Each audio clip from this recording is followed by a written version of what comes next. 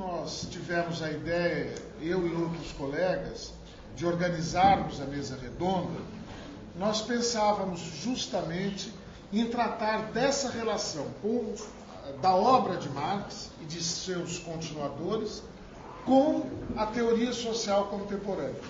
E isso em dois registros.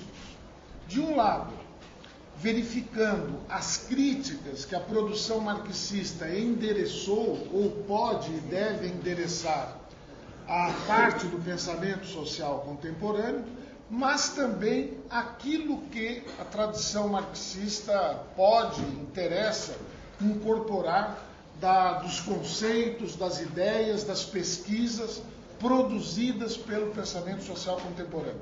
Pelo menos essa dupla mão, pelo menos esse registro a gente gostaria de contemplar na mesa, tratando do tema anunciado no título. Evidentemente, cada um dos colegas terá plena liberdade para encontrar outras angulações para essa temática, para esse problema.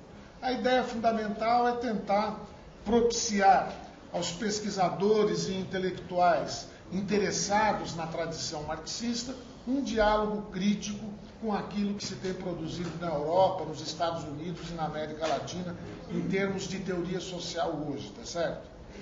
E nós contamos aqui com o professor José Maurício Domingues, diretor executivo do IUPERJ, professor da área de Sociologia da mesma instituição, com o professor Álvaro Bianchi, do Departamento de Ciência Política da Unicamp, e eu próprio, que também participarei da mesa. Meu nome é Armando Boito, sou professor também do Departamento de Ciência Política da Unicamp. Teríamos um quarto colega, professor Brasílio Salum, da Universidade de São Paulo, mas ele infelizmente foi vítima de um acidente, quebrou o pé, está com o pé engessado, e realmente seria um sacrifício se deslocar até Caxambu, se hospedar em hotel, andando de muleta, etc. Ele então pediu, e eu estou fazendo questão de circunstanciar os motivos da ausência dele, porque realmente foi um motivo, como se diz, de força maior, tá certo? Muito bem. Então, sem mais delongas, nós passamos a palavra ao colega José Maurício Domingues, do IUPERJ, para a sua apresentação. Nós pretendemos fazer de 20 e, se necessário, até 30 minutos por expositor, de modo a sobrar um tempo para uma discussão entre nós todos no final. Bom dia. Queria, evidentemente, em primeiro lugar, agradecer a presença de vocês. Espero que vocês não estejam com tanto sono quanto eu. E agradecer o convite feito pelo Armando para participar dessa mesa. Eu acho particularmente uma temática importante. Marx já foi declarado morto tantas vezes, teme ressuscitar por razões que são fortes. O autor, que eu acho, tem muito a nos dizer sobre o mundo que nós estamos vivendo. Falar mais alto? Mas esquentando aqui aos pouquinhos. Enfim, eu vou tentar fazer então, basicamente, organizar uma discussão a partir de algumas ideias do Marx, mas não numa forma que seria marxista, nem sequer marxiano, para pensar os conceitos, o conceito fundamentalmente de cidadania, que é um conceito que hoje está disseminado nas ciências sociais e politicamente tomou uma importância muito grande nos debates contemporâneos. Bom, em primeiro lugar, acho que é necessário situar o Marx em relação ao que se poderia chamar do projeto da modernidade, ou em relação ao horizonte utópico da modernidade. A gente pode pensar o Marx, em primeiro lugar, nesse sentido, como um dos grandes, o maior, certamente, críticos da modernidade, mas no crítico desde o ponto de vista imanente. Quer dizer isso? Criticar a modernidade por não conseguir realizar as suas próprias promessas. Mostrar as limitações da modernidade em relação àquilo que ela mesma se propôs a desenvolver.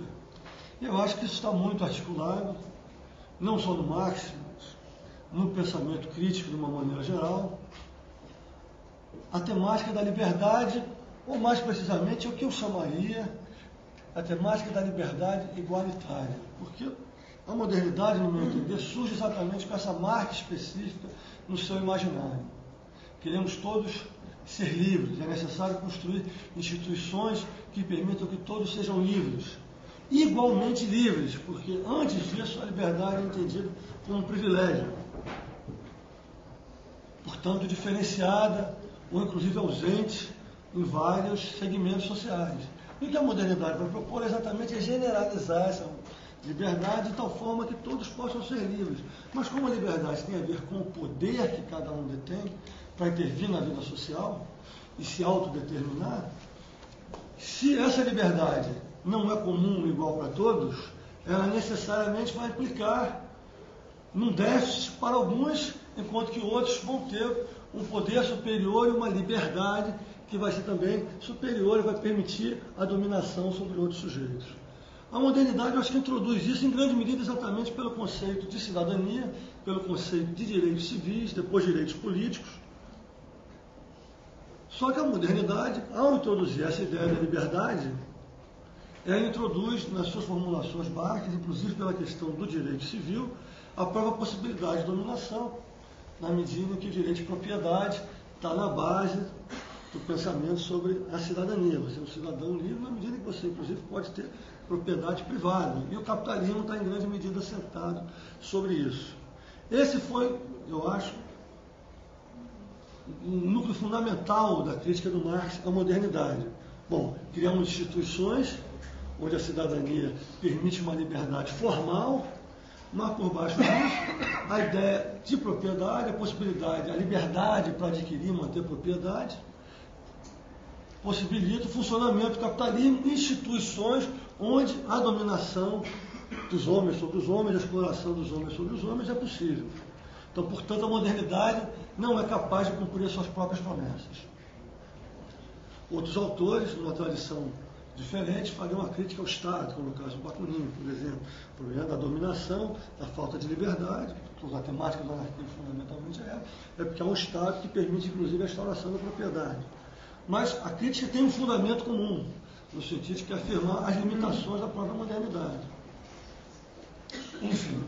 Então, eu acho que a partir desse ponto de vista que o Marx começa a elaborar um pouco a discussão dele. E a ideia exatamente é romper com esse formalismo da modernidade, afirmar a concretude da existência humana, dos laços sociais, para pensar essa liberdade desde um outro ponto de vista, generalizando exatamente a propriedade, comunalizando, não é isso? Toda a ideia do comunismo vai estar associada ao fato que todos vão possuir propriedade, portanto, ninguém vai ser mais livre que outrem, e, portanto, você não vai poder ter formas de dominação nessa sociedade que são possibilitadas pelo capitalismo e, secundariamente, pelo Estado, que desapareceria na medida que a propriedade privada desaparecesse. O Marx vai afirmar a concretude também, não apenas do ponto de vista do fim da propriedade dessa disposição coletiva sobre os meios de produção, mas também no sentido de que cada um, enquanto indivíduo singular, poderia, então, se realizar na sua concretude, na sua especificidade, realizando de uma forma completamente livre as suas potencialidades particulares, da forma que quisesse. Essa é toda a temática, por exemplo, que a gente vai encontrar na ideologia alemã, em outros textos dele, no próprio Capital. São temas que vão ser presentes, eu acho que durante toda a produção dele. Enfim, mas um dos temas da juventude do Marx em relação a isso, e eu acho que é um dos pontos, um dos primeiros momentos onde ele vai realizar a crítica a esse formalismo da modernidade, a gente vai encontrar, em particular, na questão judaica. E isso vai estar associado a uma crítica à própria ideia de direitos humanos, mas eu gostaria de apropriar isso de uma maneira mais direta, está presente lá também, mas eu gostaria de me apropriar disso de uma maneira mais direta, com uma crítica à própria concepção de cidadania. Há toda uma elaboração detalhada dessa discussão na questão judaica, eu não vou entrar nela aqui, porque quero chegar mais adiante, ele não vai ter tempo para isso, mas um dos fundamentos do texto é exatamente opor o citoyen ao bourgeois, na medida que a ideia do cidadão vai esconder exatamente esse outro lado mais concreto, que não é formal, que está marcado pela existência de classes sociais. No caso, esse cidadão não é simplesmente um cidadão. Por debaixo desse cidadão existe uma estrutura de classe onde as pessoas são concretamente diferentes, exatamente porque o capitalismo é vigente, a propriedade privada, relações de dominação e exploração.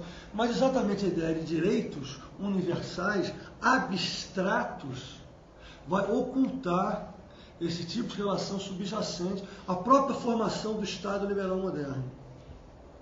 Então, isso vai aparecer muito fortemente como uma crítica à separação entre o concreto e o abstrato, que é exatamente um dos fundamentos do funcionamento da modernidade geral. E o Marx vai elaborar essa discussão posteriormente numa outra direção. Fundamentalmente, ele vai pegar no Capital, vai discutir exatamente toda a ideia de trabalho abstrato, toda a temática do fetichismo da mercadoria,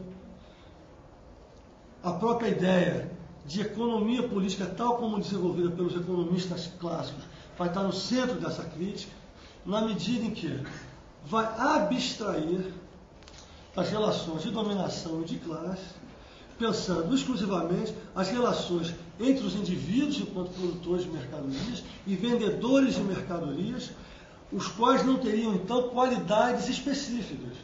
Inclusive, não seriam identificados de uma forma clara como membros de classe social. E a gente pode ver o próprio subtítulo do Capital, qual é uma crítica à economia política. Ou seja, os conceitos da economia política que reificam relações sociais são repensados pelo Marx de maneira tal em que essa abstratividade da vida social recebe uma crítica através da qual se revela o fundamento de uma sociedade de classe, de um modo de produção baseado em relações de dominação e exploração. E toda a crítica à questão do trabalho abstrato, do fetichismo da mercadoria, onde as pessoas desconhecem suas particularidades, onde as classes sociais aparecem, vai estar aí presente. Mas o Capital tinha como projeto terminar com uma discussão do Estado moderno, onde, evidentemente, toda a questão do caráter abstrato do direito civil, o caráter abstrato dos direitos políticos, o caráter abstrato da cidadania, muito provavelmente voltaria a estar em foco na discussão do Marx.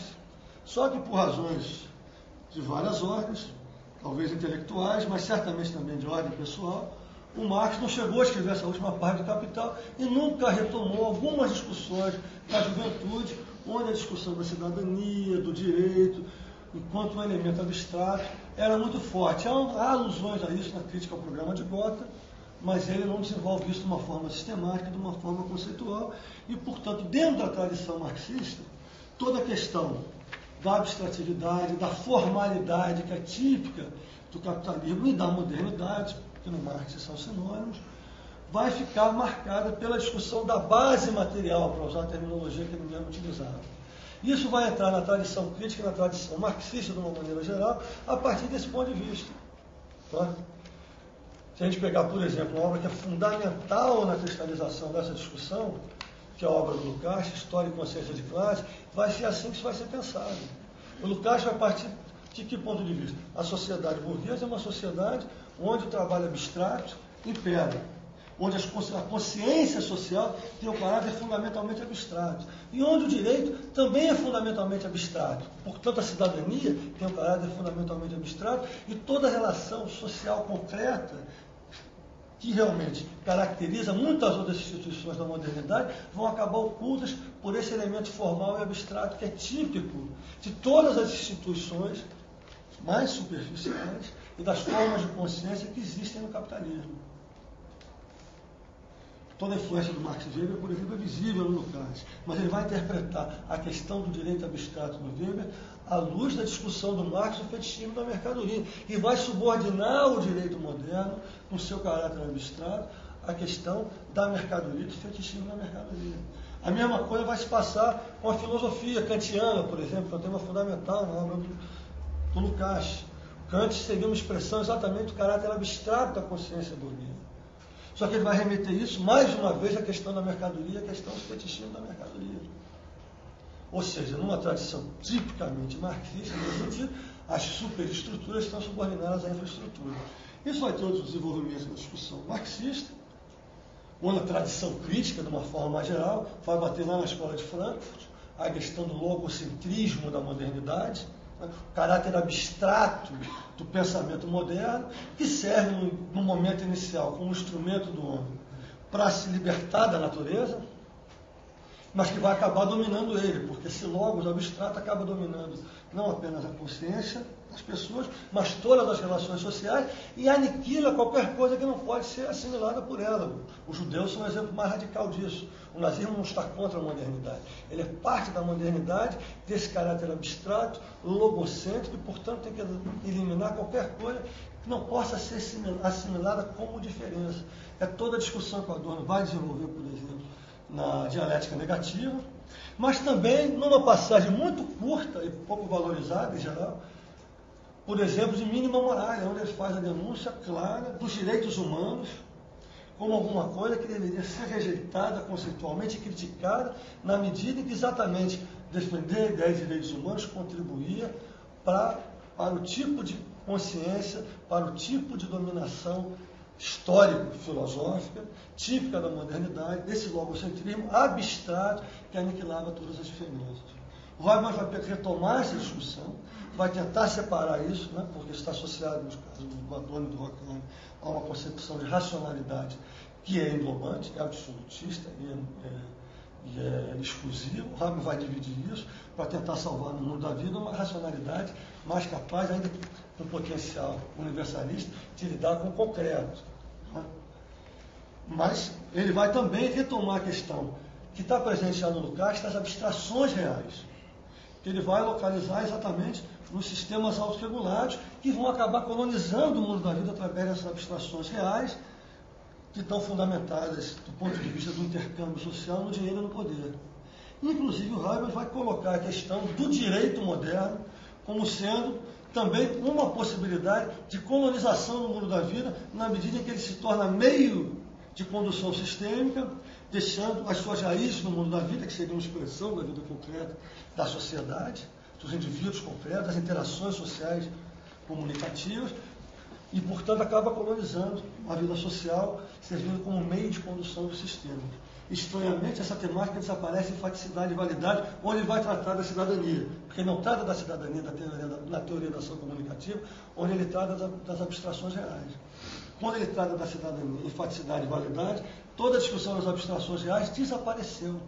E a colonização do mundo da vida desapareceu. O direito passa a ter o caráter exclusivamente benigno, na obra de 92 do Habermas. E por isso eu acho que ele perde um elemento fundamental. Bom, isso é, de uma forma geral, é o ponto de vista na tradição marxista que eu estou querendo aqui desenhar. Agora eu vou tentar desenvolver um pouco mais no sentido de pensar o que seria a cidadania contemporaneamente. É curioso, inclusive, que apesar dessa crítica do Marx da cidadania, de toda essa denúncia do caráter abstrato da modernidade, a cidadania virou uma moeda corrente, inclusive entre os marxistas. Na medida em que o projeto revolucionário naufragou e que esse horizonte se perdeu, os marxistas começaram a defender a cidadania de uma maneira radical, a radicalização da cidadania, mas às vezes de uma forma também bastante vaga, ou pelo menos os movimentos de esquerda trouxeram isso para o centro da sua discussão, mas sem qualificar esse debate. Não é? E eu acho que é exatamente nesse sentido que essa discussão do Marx pode contribuir para a gente pensar um pouco mais adiante. Então eu queria introduzir, fundamentalmente, um conceito aqui para tentar pensar isso, junto com a ideia das abstrações reais, que é o conceito de desencaixe e o correlato dele, que seria o conceito de reencaixe. Por quê? Porque a modernidade, fundamentalmente, arranca as pessoas de contextos específicos de existência. Aliás, o Marx foi um dos primeiros a ter essa intuição, arranca as pessoas de relações mais concretas e lança elas no espaço nacional do mercado capitalista, do Estado Nacional e, portanto, obriga as pessoas a reorganizarem a sua identidade e pôr essa identidade num plano social muito mais vasto, muito mais amplo e muito menos calcado em relações imediatas e concretas e que se reproduzem de uma maneira mais recorrente e mais lenta ao longo do tempo. O que vai acontecer com isso? A cidadania, do ponto de vista lógico, embora não histórico, para usar também a categoria do Marx, vai ser, no meu entender, o reencaixe primordial da modernidade. Essa é a identidade, fundamentalmente, de todos os indivíduos modernos. Nós somos, antes de tudo, cidadãos do Estado, que pode não ser o Estado de Direito completo, mas que vai ter nos seus fundamentos, de alguma maneira, os direitos civis, o direito de propriedade, o direito à vida e coisas desse tipo. E vamos ser considerados, fundamentalmente, antes de mais nada, indivíduos abstratos, que pertencem a um Estado nacional, que positiviza exatamente esses direitos humanos através da ideia de cidadania. Então, esse primeiro reencaixe é um reencaixe fundamental para a modernidade, do ponto de vista lógico. Agora, do ponto de vista histórico, a gente tem que pensar a cidadania nesse sentido, eu acho que desde dois pontos de vista.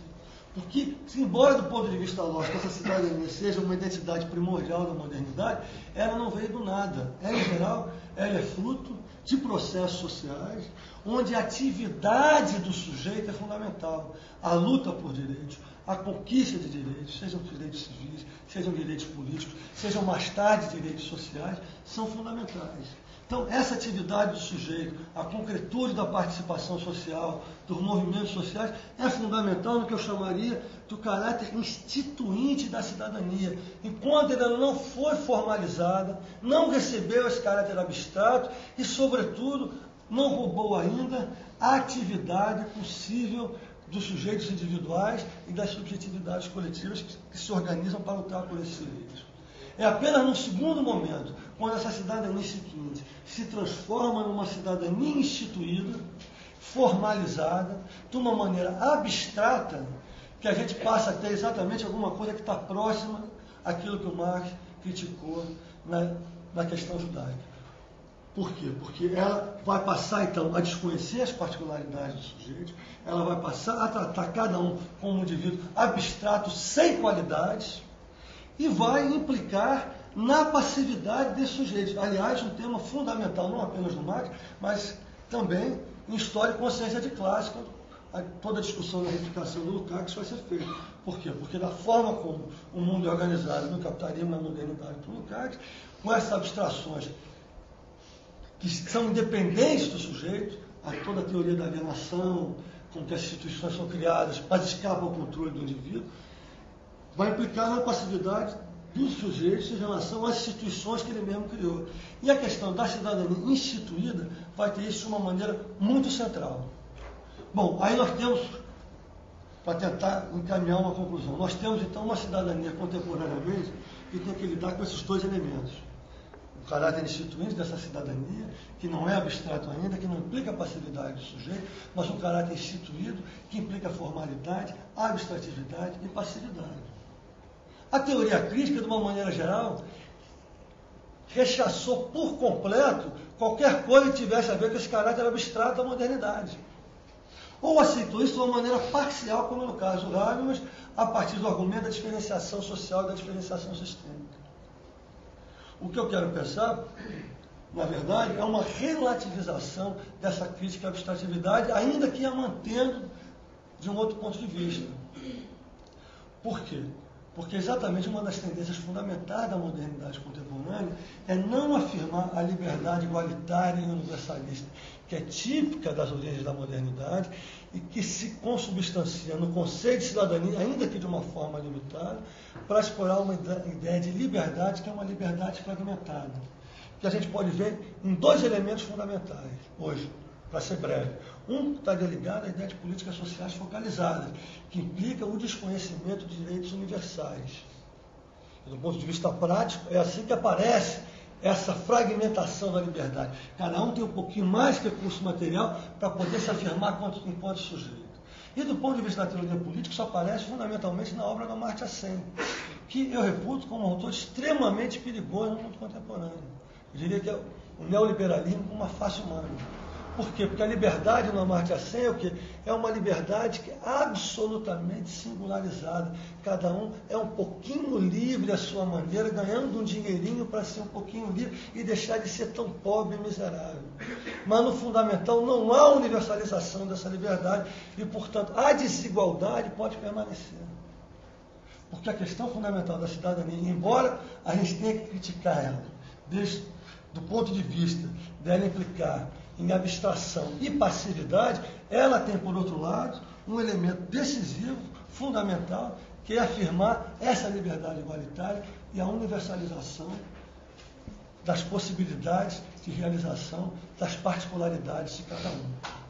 Bom, enfim, para tentar concluir, porque eu já falei bastante, não vou entrar aqui na discussão do Marx, porque a gente poderia elaborar um pouquinho mais, né, para pensar um pouco essa questão da cidadania, as diferenças entre os direitos civis, os direitos políticos e os sociais, porque, do ponto de vista da abstração real, cada um deles tem as suas próprias características, mas não dá para fazer isso.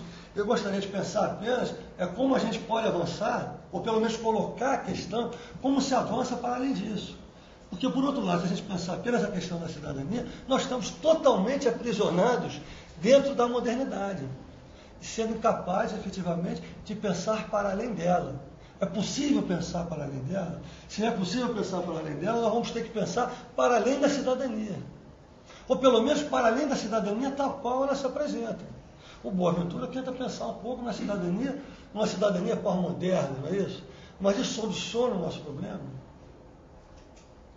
Aí é mais uma questão de perplexidade, porque na medida em que a ideia de uma transcendência do capitalismo pelo socialismo, efetivamente, na forma como Marx pensou, saiu completamente da ordem do dia, que eu não quero dizer que não possa voltar em algum outro momento, mas hoje não está na ordem do dia, como é que a gente pensa a modernidade, para além da modernidade, em particular, em função dessa categoria, que é central para pensar a liberdade na modernidade e que eu acho que tem que ser afirmada hoje contra a fragmentação da liberdade. Bom, fundamentalmente eu queria então terminar colocando essa questão para vocês, depois no debate, conforme for, a gente